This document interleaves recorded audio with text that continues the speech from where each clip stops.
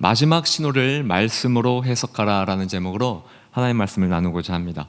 과거에도 그리고 현재도요, 오늘도 그리고 앞으로 미래에도 역사를 주관하시는 분은 하나님이시죠.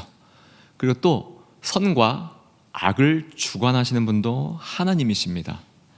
이 세상에서 일어나는 모든 일들은요, 하나님 통치 아래 움직인다는 것이죠. 그 어느 것 하나도 하나님의 허락 없이 독단적으로 되어지는 일들은 없다는 것입니다. 성경은 이것을 뭐라 하느냐? 바로 하나님의 절대 주권이라고 말을 합니다. 하나님의 절대 주권은요, 인간의 머리로, 우리의 머리로 다 이해할 수 없어요. 우리는 우리의 이해 범주 안에 이 하나님의 절대 주권이 들어오면 하나님을 예배해요, 찬양해요.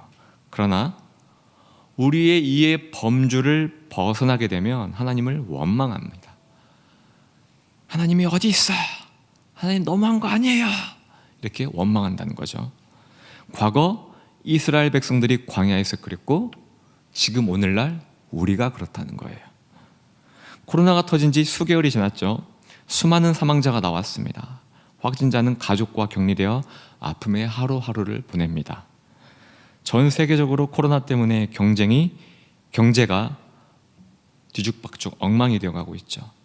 전 세계인들이 코로나 때문에 불편해하고 힘들어하고 있습니다. 자, 그러면 여러분들에게 물을게요. 역사를 주관하시는 분이 하나님이심을 믿죠? 아멘 소리가 작네요. 아멘.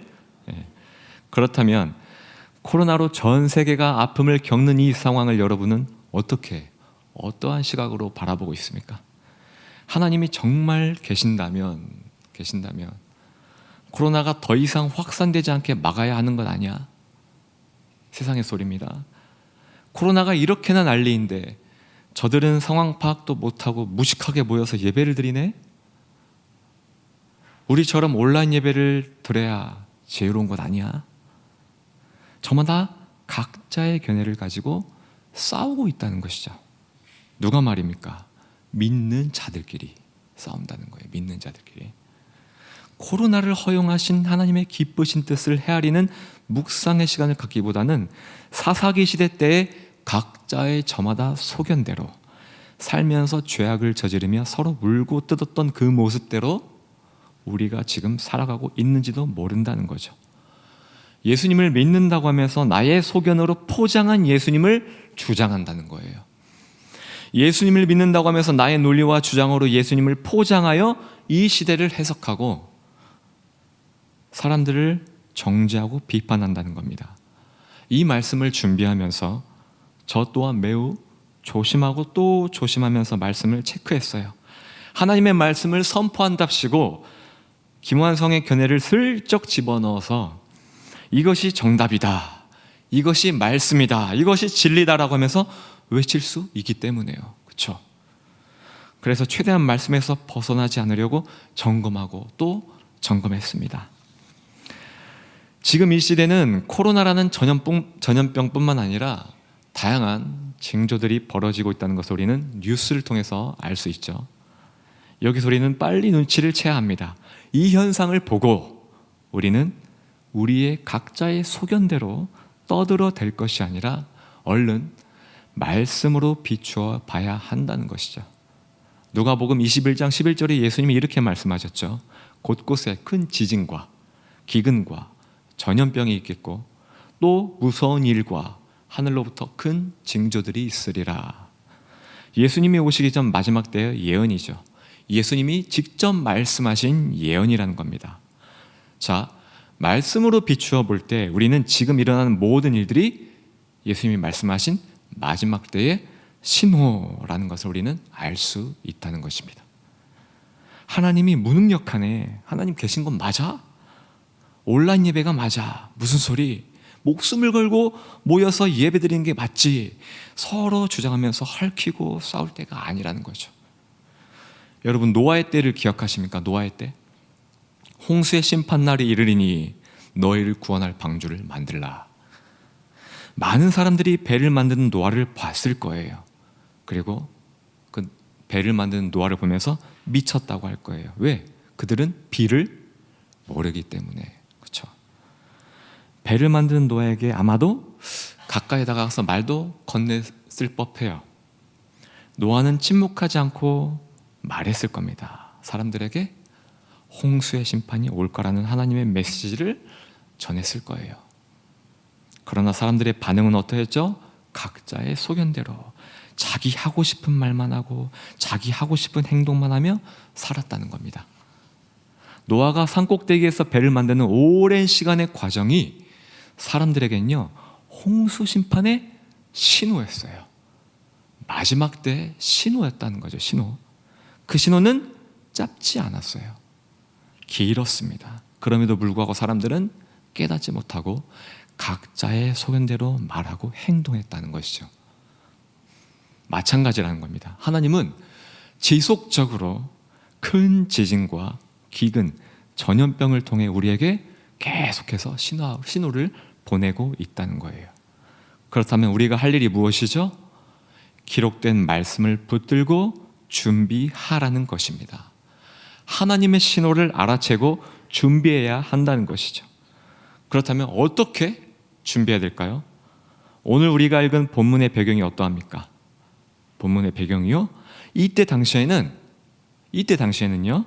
최고의 강대국, 어디? 로마의 압제에 시달리고 있던 때였습니다.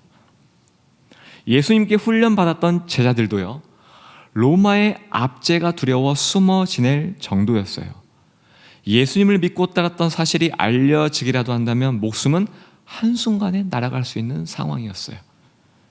부활하신 예수님이 두려움에 떨었던 그들에게 찾아오셔서 뭐라고 말씀하셨습니까? 모여 있어라. 기억하시죠? 모여 있어라. 내가 너희에게 선물을 줄 것이 있어. 모여 있어라. 그게 무엇이죠? 성령 하나님. 그들이 성령을 받고 어떻게 변화되었습니까? 거리에 나가 담대하게 예수님에 대해 전했다는 거예요. 믿는 사람들끼리 모여 초대교회를 만들었다는 것입니다. 날마다 마음을 혼자가 아니라 같이 하여 성전에 모이기를 힘써 예배하였다는 거예요. 그 결과 구원받는 사람이 날마다 늘어났다는 것입니다. 처음에는요, 두려움에 사로잡혀 살기 위해 숨어 지내던 이들이었어요. 모여서 기도하거나 예배를 드리다가 발각될 위험이 매우 높았습니다. 현장에서 발각되어 모두가 끌려가 죽음을 당할 수도 있었다는 것이죠. 그런 상황을 모두 알고 계신 예수님께서 하신 말씀이 모여 있어라. 모여 있어라. 또한 오늘 본문에 기록된 것처럼 날마다 마음을 같이하여, 혼자가 아니죠, 마음을 같이하여 성전에 모이기를 힘써. 아멘. 로마의 압제라는 이 위험한 상황 가운데 이들은 성전에 모이기를 힘썼다는 겁니다. 노아의 방주를 디자인한 것은 하나님이시죠. 규모가 어마어마했습니다. 노아의 방주 전시관이 있습니다. 가보신 분들도 있을 거예요. 노아의 방주 전시관. 해외 곳곳에서 많은 사람들이 와서 방주를 구경하곤 합니다. 그리고 이렇게 말을 합니다. 와, 하나님의 섬세함에, 그 섬세한 디테일함에 감탄했다. 그 수많은 종류의 동물들의 배설물을 어떻게 처리할까 궁금했었는데, 와, 배 내부 안을 들어가니 정말 놀랐다. 기가 막히다. 이렇게나 배려하시고 배 내부 안을 이렇게까지 디자인한 것에 정말 감탄했습니다. 이런 영상이 있더라고요. 그래서 저는 이 영상을 보고 문득 이런 생각이 들었어요. 하나님의 형상을 닮은 사람들이 과연 동물보다, 짐승보다 못할까? 하나님이 사람보다 동물을 더 사랑할까? 말도 안 되는 이야기죠. 하나님, 노아의 가족만으로는 썰렁한 이 큰 배에 많은 사람들이 타지 못한 것이 너무나 가슴이 아픕니다. 노아의 가족과 짐승들만 탄 것이 너무나 가슴이 아픕니다.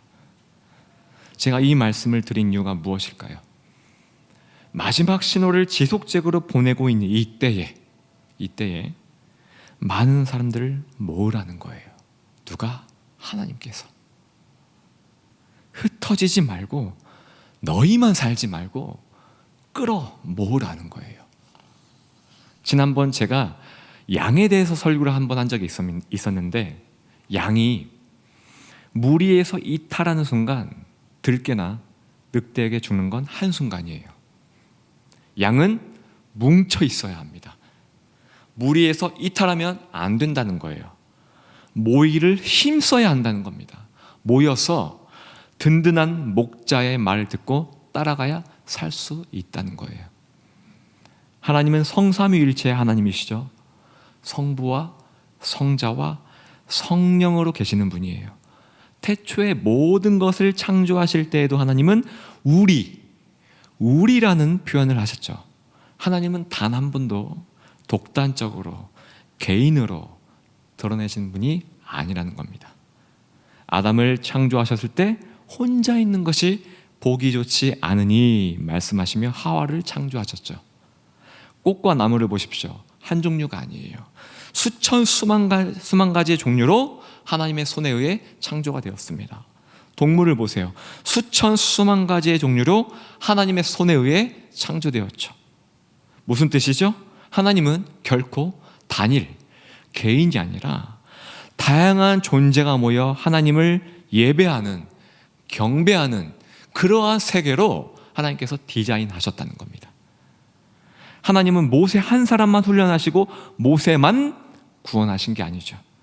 모세를 통해서 250만 명이나 되는 그 다양한 이스라엘 백성들을 모아서 하나님 나라를 회복시키고자 함이었어요. 그렇죠?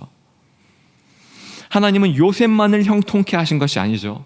요셉 한 사람을 통해서 그의 가족 모두를 모아서 축복하고자 함이었어요. 하나님은 다윗만을 왕으로 삼아서 주인공으로 만드신 게 아닙니다. 다윗을 이스라엘의 통치 왕으로 삼아서 이스라엘 전체를 회복시키고자 함이었다는 거예요.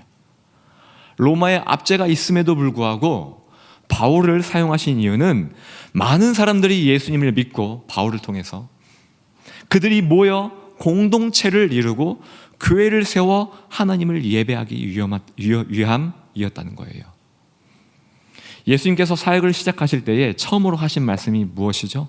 회개하라, 하나님 나라가 가까이 왔느니라.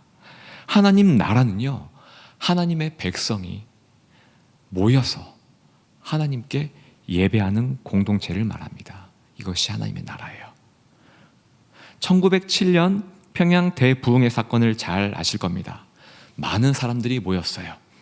장소가 협소하여 여자 교인, 남녀 중학생, 초등학생, 남자 교인들 다 각각 지정된 장소에서 예배를 드렸다고 합니다. 2,000명이 넘는 많은 사람들이 모였다고 해요. 여기서 여러분들이 잘 알고 계시는 부흥의 주인공이었던 길선주 장로님 자신이 아간과 같은 죄인임을 2,000명이 넘는 사람들 앞에서 고백하며 회개했습니다. 이를 계기로 수많은 교인들의 회개가 여기저기서 터져 나왔어요. 일주일 내내 회개가 계속되자 소문을 들은 방은덕이라는 이 경찰이요, 흉악범을 잡으려고 이 집회에 참석했다가 자신도 회개하고 예수님을 믿게 되는 아주 놀라운 일이 벌어졌습니다. 이렇게 무르익은 집회가 1월 14일 월요일 저녁에 블레어 선교사님의 설교로 아주 절정에 달했는데, 이 블레어 선교사님의 설교 본문이 이거였어요. 고린도전서 12장 27절의 말씀입니다. 너희는 그리스도의 몸이요 그리스도의 지체들이라. 설교 내용을 핵심 하나로 요약하면 교회 머리가 되시는 예수님을 중심으로 예수님의 지체들이 모일 때 강력한 은혜가 임합니다.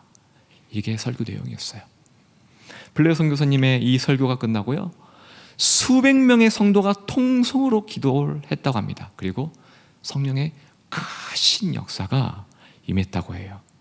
많은 사람들이 자신의 죄를 대중 앞에서 자복하며 눈물로 회개했다고 합니다. 반목과 질시하던 자들이 서로 껴안고 화해하는 모습도 나타났다고 합니다. 자, 이 이야기를 통해 우리가 알 수 있는 것이 무엇이죠? 그리스도의 몸은, 지체는 쪼갤 수 없다는 겁니다. 아멘. 그리스도의 지체는 절대 쪼개질 수 없다는 겁니다.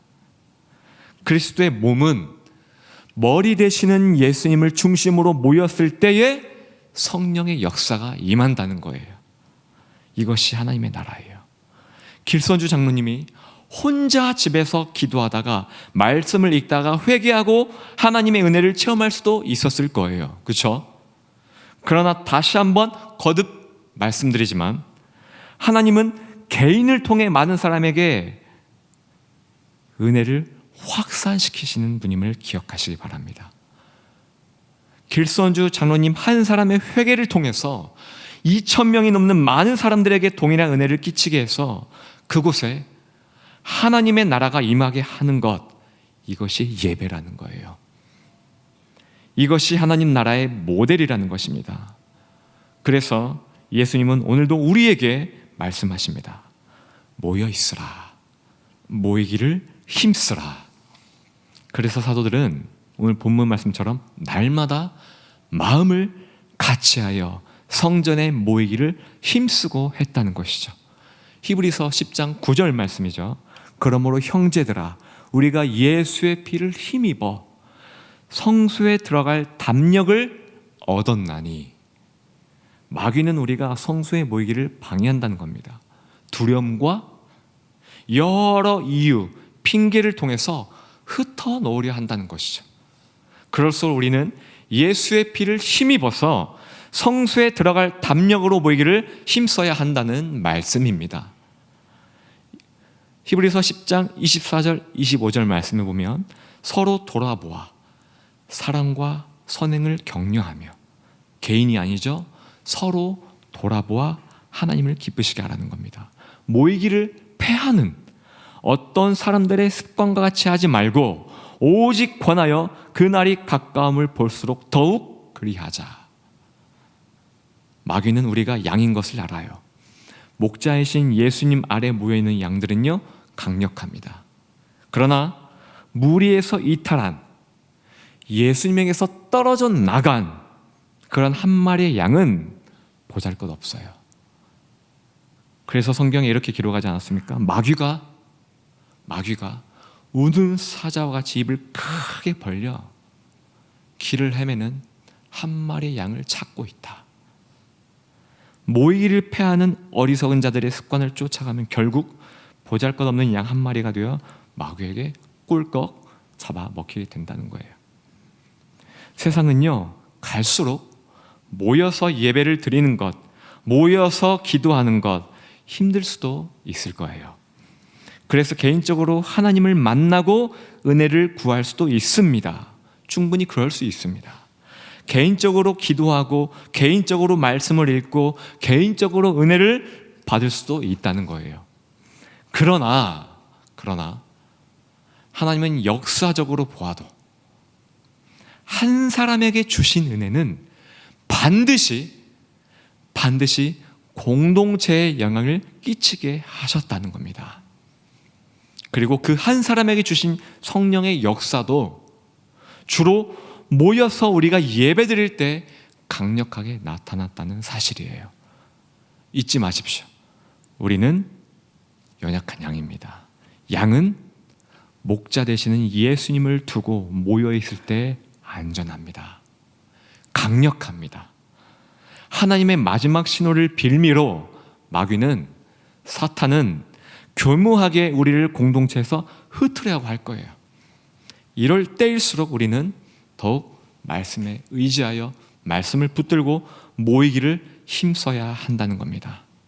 오늘 주신 말씀이 김환성 한 사람의 견해가 아니라, 의견이 아니라, 주장이 아니라 오직 하나님의 말씀임을 믿음으로 받아들이시기를 바랍니다. 그리고 여러분을 통해 흩어져 있는 많은 사람들이 예배 자리에 나올 수 있는 회복의 능력이 넘쳐나기를 예수님의 이름으로 축복합니다. 그래서 우리 모두 온전한 예배자로 우뚝 서서 이 마지막 때를 잘 준비할 수 있기를 예수님의 이름으로 축원합니다. 우리 이 시간 말씀에 연관된 찬양할 텐데, 우리가 모일 때 주 성령이 임할 것입니다. 우리가 모일 때 주님의 이름이 높여질 것입니다. 우리가 마음을 모아 주님을 예배할 때에 주님이 예배하는 그들에게 축복하실 것입니다. 이 시간 말씀 붙들고 이 찬양하며 기도하도록 하겠습니다.